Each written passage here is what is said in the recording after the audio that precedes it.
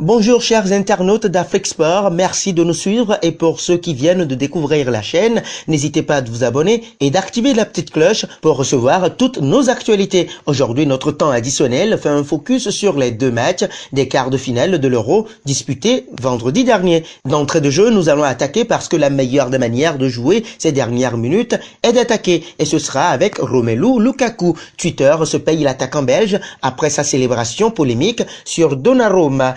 Auteur de la réduction du score peu avant la mi-temps, Lukaku a adressé un chute à Gianluigi Donnarumma en guise de célébration. La twittosphère n'a pas épargné l'attaquant belge. Après avoir transformé son penalty dans le temps additionnel de la première période, pas le nôtre, l'attaquant de l'Inter Milan est venu récupérer le ballon dans les buts de Donnarumma et lui a assigné un signe pour se taire avec un chute. Twitter n'a pas manqué de rappeler aux joueurs de 28 ans le score du match, victoire 2-1 de l'Italie.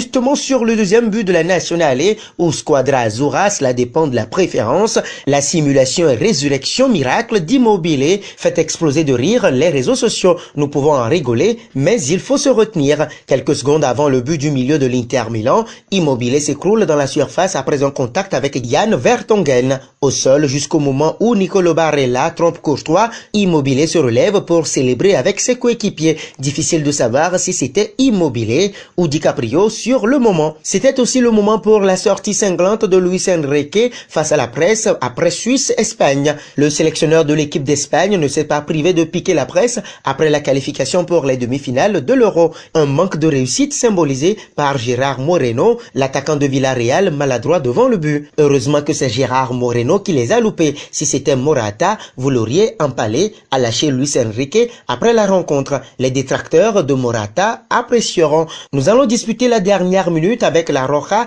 qui a connu des frayeurs face à la Nati de Yann Sommer.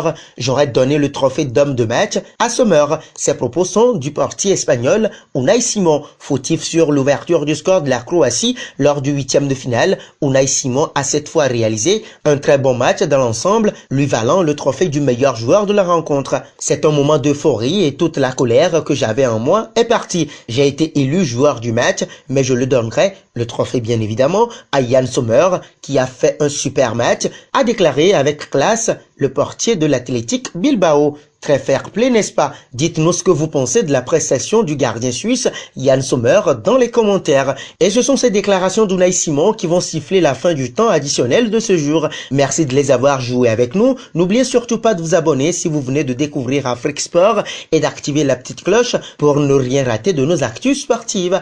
À demain.